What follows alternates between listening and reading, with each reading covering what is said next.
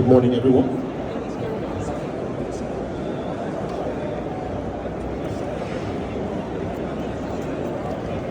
So, in the second day, we have to complete what everyone is talking about in town, in the media.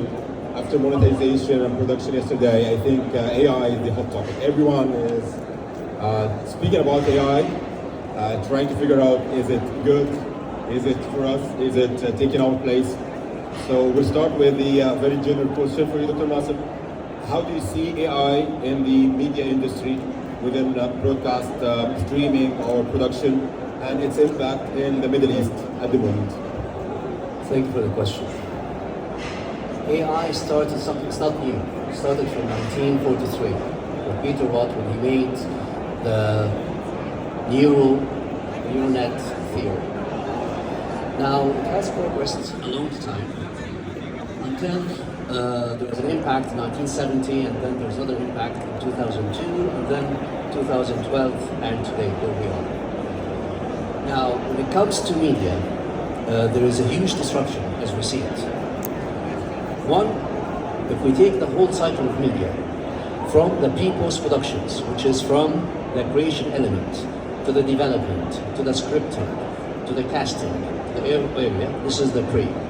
If you go into the production element, after which deciding the cast, shoots, graphics, the whole lot, as well into the post-production, as well into the delivery. The delivery we can go into whether you get distributed to OTT, reformatting, etc., etc., etc. In all these sectors, now AI is putting or is nearly there. Now, just for the last, I made a survey, there was only 2 weeks ago. There was 427 media apps, AI. Some of it relate to any one of these sectors. And when we say AI, what is an AI? AI is a machine. You have a machine with a huge processing, and then you have data, huge data. This data, you put it into this machine, it's a process for an output. It goes through a neuro, as we call it, programming. Okay? And then from these outputs, it creates a pattern. These patterns, they are only like a neuron, we call them logics. And then you put new data and ask them to predict it. Once you predict, you have an automation. This is we call automation. So let's say this automation for subtitling. Another automation you can create for dubbing. Another automation you can create for all other cycles. And then you can automate that automation itself. Okay, for agents, etc. Today, as we speak, there are mega numbers of industrial software companies that start implementing AI. So AI, of course, is going to enhance the performance. It would reduce maybe the head counts, but not really reduce, but we need to educate them very quickly. Otherwise, because now AI is like exactly like computer knowledge. The one who doesn't have computer knowledge will not survive. So people have to jump into the AI wagon very quickly. I think everyone is complaining about AI, is actually using AI in his daily work right now, and is complaining that my job will be disappear in a few years. You already get the gain, you already became smarter, you already save your time, but you see it in a negative way. Do you think it's in the media industry is one of the industry that has the paradox from cutting the cost on the other side and creating more opportunities? There's a disruption, and things are changing. Now, it affects the producers, of course, because producers now, people like Rotana, like the company I work for, we are deep pockets. We produce good content, films, drama, etc. We don't compete, we compete with other producers.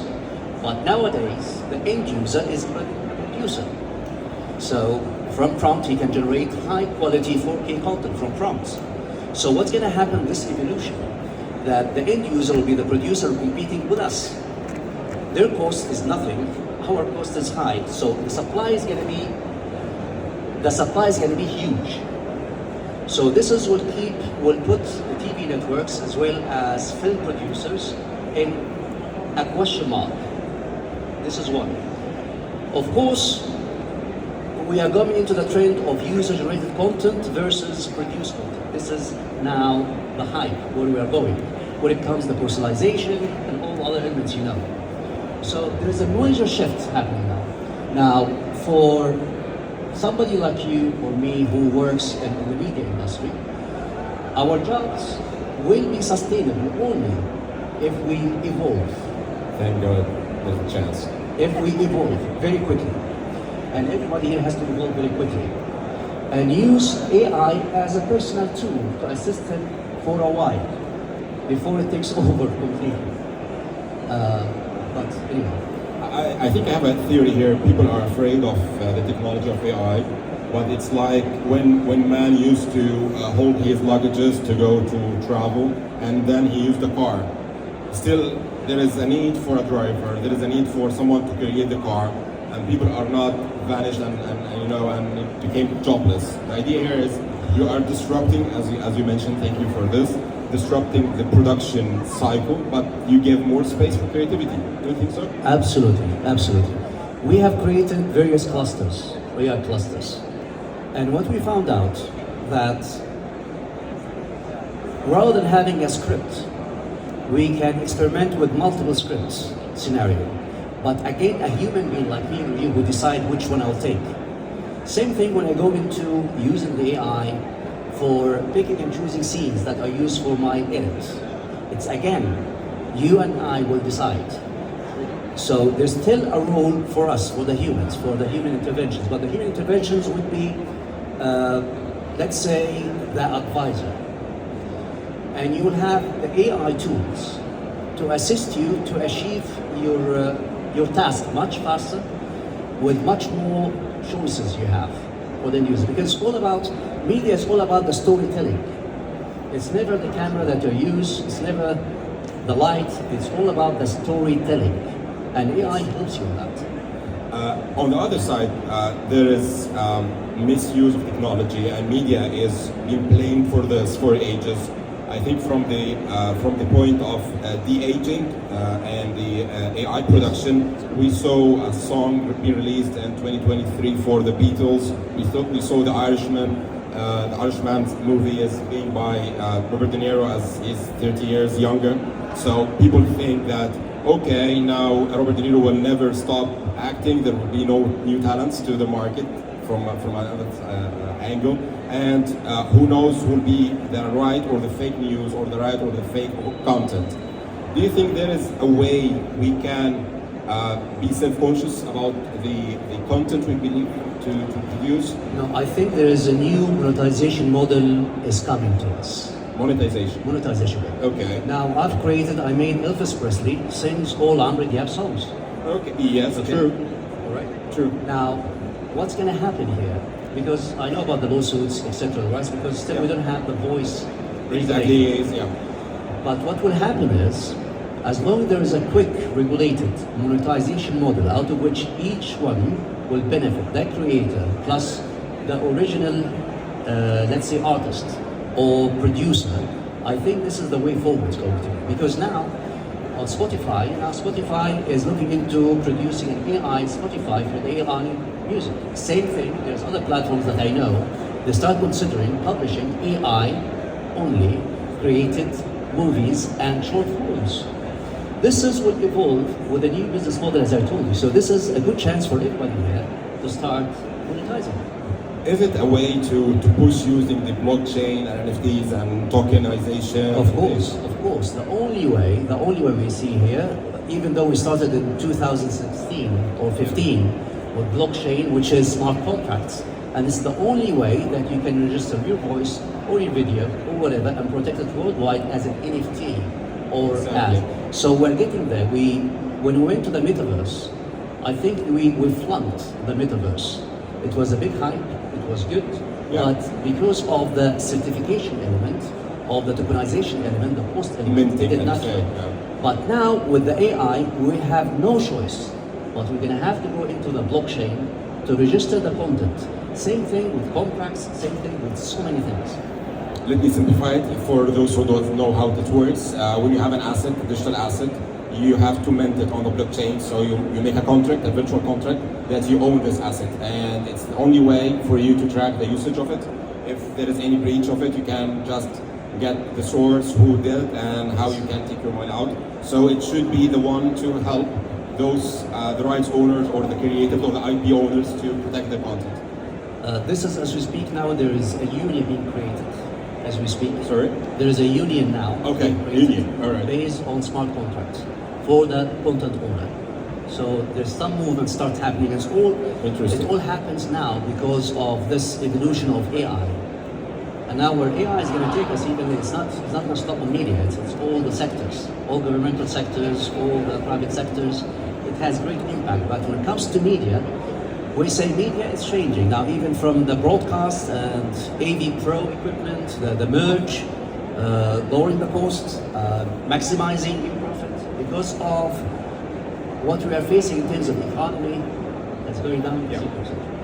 So there is a chance in the world to close the gap between the Hollywood kind of industry and production and the rest of the world with adopting the kind of virtual production. What's actually the obstacles of having this in the region with all the talents we have and creators we have? Is it only funding? Is it education? Is it no one is buying this? It's all about VCs. VCs. Okay. So funding, yeah, okay. But again, the way I see it, because AI, it is not costly. So anybody here can create huge content, long-form content from AI with 4K resolution and the whole lot. So it's all about, first, education. First thing is education. So everybody has to jump and start experimenting and use it. Don't be scared. You will enjoy it. And then try to automate a process. Automate a process. After you automate the process, then you automate the monetization element of it. So to sustain. Going from there, in the coming, let's say, 10 years ago, we used to have something new comes like every 5 years. Today, an AI from a 424 apps that was 2 weeks ago, only yesterday, I made another stats. It was 600 apps for media. So literally, every day there is 2 new engine comes up, better than one before. And all these engines, even in terms of, if we're talking about corporates here, and the corporates, there isn't one engine that's perfect. Yes, they are perfect, but make sure there's you get an AI expert who have a Python as well, some background frameworks, that you can even enhance that engine further. And then you can sell the engine later. So it's a path we're going through. However, the evolution is happening, it's scary, because it's happening so quick, like never before. So I expect by next year, this time, that we will see here lots of AI softwares. So transformation from hardware to software is happening very quickly as well. I think I have a personal experience. 3 months ago, I think I had to create a demo video for a product I have for the next day. Yeah. And I made it myself for the first time. I have zero experience in video editing, zero experience. I did it all from script to the edit and the final in 24 hours, maybe or less. The beauty now, there are like agents. You can put multiple agents together to decide your workflow. So per se, you want something to ingest for your content, then transcribe it, and then this is one module, we call it an agent, and then you want this transcribing to be dubbed. This voice, I need to use my voice to dub. So this is another agent. And then you need, from this, you need to do scene selection, to do something for social media, so this is a third agent. So it's, you create that skills, out of which you create your workflow from these. Your current operators, encourage them to start using, and you as owners or as shareholders, do invest in them, because it will reflect back on you. It is a chance. It's the same thing when .NET came, the evolution of .NET. Now we have the evolution of AI. The one who's going to jump into the wagon quickly you will have a good chance of making it. I think the creative industry is one of the luckiest, and the chance for those storytellers, creatives, to be more creative is with using AI. From virtual production to animation, those who are suffering that it needs a lot of money and time and people to just create 1 minute of animation. Currently, you can do it actually if you have the right mindset to use the software. You have to bear in mind that content creation has changed as well. Personalization is a key now, and localization. True. Now, you can't do personalizations without AI. When it comes to the platform, or even when you create the content itself.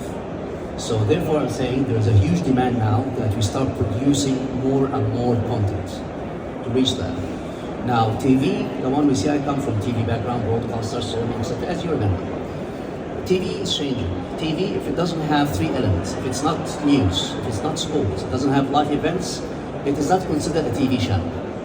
Yeah. It would be a DVD channel, more or less. Yeah. The one which is sustainable is the one which has these three elements. Now, how are you going to create content to these channels to be sustained, even though we know all these contents are expensive?